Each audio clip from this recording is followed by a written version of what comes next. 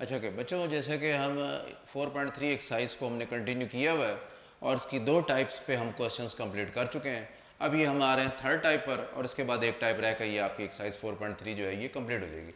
Type 3 हम आप देखें कि टाइप 3 में ये क्वेश्चंस आपका 6 क्वेश्चन इस पे आता है, उसके अलावा क्वेश्चन नंबर 12 है और क्वेश्चन नंबर 11, यानी ये तीन क्वेश्चन जो है इस टाइप से सॉल्व किए जा सकते हैं। तो अब ये देखें कि ये मेरे पास क्वाड्रेटिक फॉर्म में इक्वेशन है। अगर इस तरह की लीनियर फॉर्म थी तो वो सेकंड टाइप में हमने कर ली थी कि उस तरह हमने सॉल्व किया था। तो अब ये देखें कि ये दोनों वैल्यूज़ हैं, इन दोनों को मैंने एक को ए लेट कर लिया और एक पार्ट को बी लेट किया, दोनों तरफ स्केयर किया तो ये रिजल्ट्स आ गए।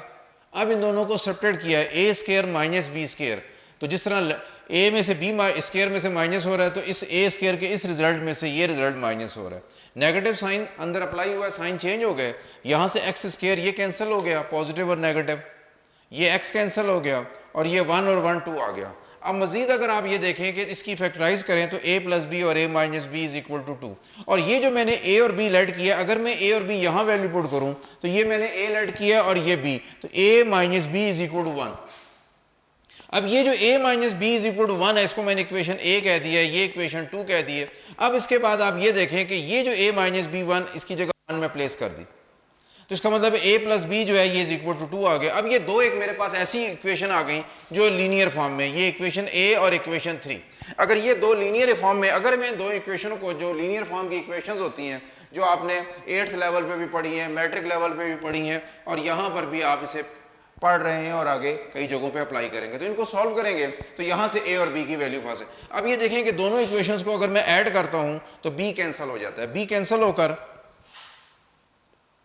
कैंसिल हो गया, a और a 2a और 2 और 1 3, 2 पे डिवाइड कर दिया तो a इज इक्वल टू 3/2, ये आपके पास a की वैल्यू हमारे पास हासिल होगी। अब इन्हीं दोनों इक्वेशनों को मैं सब्ट्रैक्ट कर देता हूं, जब मैं सब्ट्रैक्ट करूंगा तो ये साइन चेंज हो जाएंगे, तो a कैंसिल हो जाएगा, -2b is equal to -1, negative cancel हुआ तो 1/2 ये b की वैल्यू आ गई। ये दो वैल्यूज आ गई, तो केस 1 में मैंने a किसे ऐड किया था, इस पार्ट को, दोनों तरफ स्केयर करेंगे तो यहाँ रूट कैंसिल, ये 9/4, 4 डिवाइड हो रहा है, इधर जाके मल्टीप्लाई हो गया, 9 को इधर शिफ्ट कर दिया, ये क्वाड्रेटिक इक्वेशन बन गई। अब इस क्वाड्रेटिक इक्वेशन को मैंने क्वाड्रेटिक फार्मूले से अप्लाई किया, ए बी सी की वैल्यूज पुट की क्वाड्रेटिक फार्मूले में, सिंप्लीफाई होकर ये आ गया 96। कंप्लीट रूट सॉल्व नहीं करता तो 96 को लिख सकते हैं 16 इंटू 6। अब 16 का रूट बाहर 4 आ गया, 4 कॉमन आ गया, 4 8 से कैंसिल हो गया, तो ये आपके पास आंसर बन गया। अब उसके बाद दूसरा केस मेरे पास ये 1/2 है। अब ये मैंने दूसरा पार्ट जो b था, ये b है, तो b किससे ऐड किया था, इसे, इसको मैंने इक्वल 1/2 लिया, दोनों तरफ स्केयर किया, 4 डिवाइड हो रहा है, 4 से मल्टीप्लाई किया और उसके बाद यहाँ पर ये 4 आ गया, ये इक्वल टू ये 1 है, ये 1 जो है इधर आके शिफ्ट हो जाएगा, ये इधर आके -5 हो जाएगा, ये इक्वेशन जो है आपकी बन जाएगी 4x² plus 4x minus 5 is equal to 0। तो अब a की आपके पास 4 है, b की वैल्यू 4 है, c की वैल्यू -5 है, तो अब ये c की वैल्यू -5 है तो ये आ जाएगा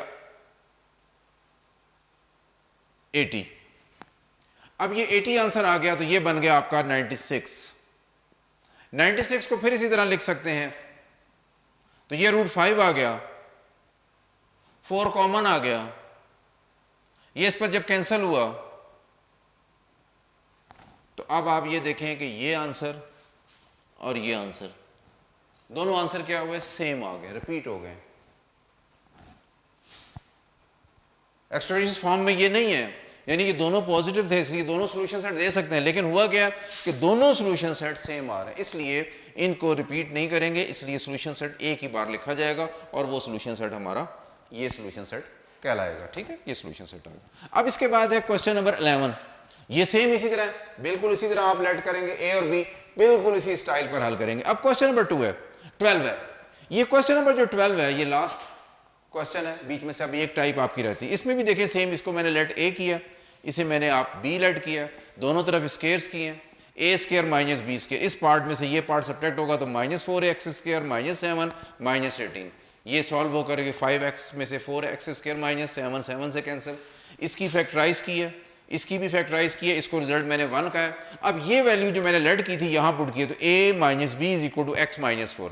अब ये a माइनस बी की ये वैल्यू मैं यहाँ पुट कर सकता हूँ, तो a plus B into X minus 4। अब ये x माइनस 4 जो है ये सारा इससे कैंसिल हो गया, ये आ गया। अब देखें कि ये जो इक्वेशन 3 मैंने कह दी, तो इक्वेशन 2 और इक्वेशन 3 ये दोनों इक्वेशन वो हैं जो लीनियर फॉर्म में हैं। अब इन दोनों को मैं सॉल्व करूंगा तो मुझे क्या आंसर हासिल हो सकते हैं, ए और बी। तो दोनों इक्वेशंस को मैंने क्या किया कि मैंने ऐड किया है। जब ऐड करूंगा तो ये b और ये b कैंसिल हो जाएगा, 2a is equal to 4 cancel हो गया, 2x और 2 जब कैंसिल हुआ तो a is equal to x।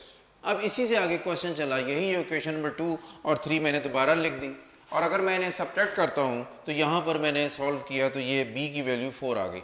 लेकिन अभी आपने पिछले क्वेश्चन में मैंने दिखाया था कि जब a और b की वैल्यू आती है तो जब मैं a से आंसर निकालता हूँ और फिर मैं बाद में b से आंसर निकालता हूँ तो आपने देखा होगा दोनों आंसर सेम आ रहे थे, और दोनों आंसर सेम की वजह से एक को मैंने सोल्यूशन सेट माना था। तो इस लिहाज से इसका मतलब ये हुआ कि ये दोनों वैल्यूज से आंसर सेम आता है। जो आपकी एग्जांपल दी गई है उसने एक ही से आंसर दिया गया ए से, लेकिन ये सिर्फ पॉइंट आपको समझाने के लिए जो मैंने एक्स्ट्रा बी पे वर्क किया है, सिर्फ ये बताने के लिए कि आखिर बी की वैल्यू भी फाइंड हो सकती है और बी क्या देती है। बी भी सोल्यूशन सेट देती है, बेसिकली ये वही सोल्यूशन सेट रिपीट करती है जो हमारा होता है, इसलिए वो सोल्यूशन सेट हमने उसे नहीं कहा था। तो अब मैं यहाँ पर ए और बी की वैल्यू निकाल रहा हूँ, लेकिन मैं आगे सॉल्व ए को करूंगा और ए ही से आंसर दूंगा, वही आपका आंसर होगा। और अगर आप बी की वैल्यू को लेंगे, बी को सॉल्व करेंगे, बी से भी वही आंसर आएगा जो ए से आया है। तो अगर आप चाहें तो यहीं से क्वेश्चन को, ये जो ए आपने वैल्यू फाइंड की है, तो बी की वैल्यू अगर ना भी फाइंड करें तो कोई इशू नहीं है, सिर्फ आप ए से ही। तो ये केस 1 जो था मेरे पास, केस 1 में कि ये सारी वैल्यू किसके बराबर है, मैंने यहाँ पर ये ए इज इक्वल टू एक्स है, तो ए मैंने क्या लेट किया भाई ये, तो ये सारी वैल्यू जो आ गई ये एक्स के इक्वल आ गई। अब बोथ साइड्स मैंने स्क्वायर किया है, उसके बाद एक्स स्क्वायर को इधर शिफ्ट किया है, तो 5x स्क्वायर में से एक्स स्क्वायर माइनस हुआ, ये एक क्वाड्रेटिक इक्वेशन आई। इस क्वाड्रेटिक इक्वेशन को क्वाड्रेटिक फार्मूले से सॉल्व करने के लिए मुझे ए बी सी की वैल्यू रिक्वायर्ड थी। उसके बाद मैंने क्वाड्रेटिक फार्मूले के अंदर ये सारी वैल्यू पुट की हैं, ये रिजल्ट आ गया, और यही रिजल्ट, इसमें से 17 रूट है, 17 का रूट सॉल्व नहीं होता, तो यही सोल्यूशन सेट आपका कहलाएगा। अगर मैं इसके बजाय यहां से ये बी की वैल्यू यूज करता तो तब भी आपका आंसर यही आना था। तो सिर्फ ये आपको समझाने के लिए कि ये ऐसे ही सवाल जो है ये सॉल्व हो जाता है। अब हम आते हैं क्वेश्चन, अब लास्ट टाइप पर। जो लास्ट टाइप में जो है ये क्वेश्चन नंबर 7, 8 और 9 आपके बिलोंग करते हैं। बेसिकली ये जो लास्ट टाइप हम डिस्कस कर रहे हैं, जब इस पे जो हम मेथड अडॉप्ट करते हैं उसके बाद बेसिकली ये क्वेश्चन जो होता है दोबारा अगेन टाइप 2 में चला जाता है। ये सारी इक्वेशन आप देख रहे हैं पूरी क्वाड्रेटिक है। सबसे पहले क्या किया, इनको फैक्टराइज किया, तो ये 3 मल्टीप्लाई हो रहा है 2 से 6, या प्रोडक्ट में पॉजिटिव साइन है, इसका मतलब दोनों पेयर के साइन सेम होंगे, तो दोनों साइन किसके हो जाएंगे, यहाँ नेगेटिव है, दोनों नेगेटिव के, ये पेयर हुए, इसकी फैक्टराइज ये कंप्लीट हो गई, ये फैक्टराइज आ गई। इसी तरह दूसरा पार्ट है 6 मल्टीप्लाई हुआ 5 से 30 हो गया, 30 के साथ ही प्लस साइन है, इसका मतलब दोनों पेयर सेम साइन है। यहाँ नेगेटिव है प्रोडक्ट में, इसका मतलब दोनों पेयर नेगेटिव के होंगे, इसकी ये फैक्टराइज आई, कंप्लीट फैक्टराइज आपके पास ही आ गई। इसके बाद ये पार्ट है, इसमें 5 4 से मल्टीप्लाई हुआ 20 हो गया, 20 के साथ प्रोडक्ट में पॉजिटिव साइन है, इसका मतलब दोनों पेयर सेम है, यहाँ नेगेटिव है तो दोनों पेयर नेगेटिव के होंगे। अब उसकी भी ये फैक्टराइज हुई है, फैक्टराइज होकर कंप्लीट, ये इसकी फैक्टराइजेशन है। इस पार्ट को मैंने उधर शिफ्ट कर दिया, ये नेगेटिव इक्वल टू 0 आ गया। अब आप ये देखें कि इस तमाम में से x माइनस 1 रूट इसमें भी है, इसमें भी है, इसमें भी, x माइनस 1 रूट सारा कॉमन आ गया। यहाँ जो बाकी रिमेनिंग ये पार्ट रह गया रूट का, ये पार्ट रह गया और ये पार्ट, ये आपके पास क्वेश्चन बन गया। यानी ये तीनों में से ये पार्ट कॉमन आया और बाकी, अब या तो ये 0 होगा और या आइदर ये 0, तो दोनों को इक्वल टू 0 ले लिया, यहां से स्क्वायर किया, root cancel, x minus 1 is equal to 0, तो x इज इक्वल टू 1, एक आपके पास आंसर ये आ गया। अब उसके बाद दूसरी ये फॉर्म है, जब मैंने इसको इक्वल टू 0 लिया तो ये नेगेटिव वैल्यू मैं इधर शिफ्ट कर देता हूँ 0 के साथ। तो अब आप यहां से देखें तो ये दोबारा आपका क्वेश्चन नंबर सेकंड टाइप का क्वेश्चन बन गया, और ऐसा क्वेश्चन हमने किया था। तो ये वही क्वेश्चन है कि दोनों तरफ आप स्क्वायर कर लें, क्योंकि किसी भी रूट को इधर शिफ्ट करने से फर्क नहीं पड़ेगा, दोनों तरफ मैंने स्क्वायर किया, a square plus b square plus 2ab। इसी तरह यहाँ स्क्वायर रूट से कैंसिल। अब ये रूट वाली वैल्यू है, तो इसके अलावा जो बाकी सारी वैल्यू थी ये मैंने इक्वेशन के इधर शिफ्ट कर दी। 5x माइनस 4, 3 और 6 9 प्लस 9, दूसरी तरफ शिफ्ट हो गई ये नेगेटिव 9, 5 और 2 माइनस 7, इधर आके पॉजिटिव 7। अब ये सॉल्व हो गए, ये सारी value 3, 18x square minus 15x minus 12x plus 10, और 9 माइनस 5 माइनस 4, 7 माइनस 4 माइनस ये प्लस 3, ये रिजल्ट आ गया। ये सिंप्लीफाई होकर रिजल्ट हो गया, दोनों तरफ स्केयर किया, 2 का स्केयर 4 और ये सारी स्केयर रूट से cancel, A square plus B square minus 2ab। तो माइनस 2ab में तो 4 3 आर 12, 12 2 आर 24। अब यहाँ 4 मल्टीप्लाई हुआ है, ठीक है, ये 4 से मल्टीप्लाई किया, उसके बाद ये 4 से मल्टीप्लाई, ये सारी वैल्यू इधर आके शिफ्ट हो गई, ये नेगेटिव ये पॉजिटिव, इनको सिंप्लीफाई किया, ये एक्स स्केयर में से माइनस हो गई, उसके बाद ये एक्स वाली एक्स के साथ सॉल्व हो गई और ये विदाउट एक्स के साथ, ये आपके पास एक क्वाड्रेटिक इक्वेशन आ गई। अब उस क्वाड्रेटिक इक्वेशन में आप ए की वैल्यू 56, बी की वैल्यू -84, सी की वैल्यू 31, ये आप वैल्यूज पुट करके आप सोल्यूशन सेट निकाल सकते हैं। लेकिन बुक में अब लाजमी सोल्यूशन सेट, अगर ये भी सोल्यूशन सेट है और एक सोल्यूशन सेट ये है, तो बुक में जो सेटिस्फाई नहीं करेगा वो आपका सोल्यूशन सेट नहीं होगा। तो ये क्वेश्चन था 9 और यही क्वेश्चन नंबर 7 और 8 इसी तरह से एज इट इज इसी पैटर्न पर आप सॉल्व कर सकते हैं। तो इस तरह से इस एक्सरसाइज में हमारे बेसिकली 4 मेथड थे।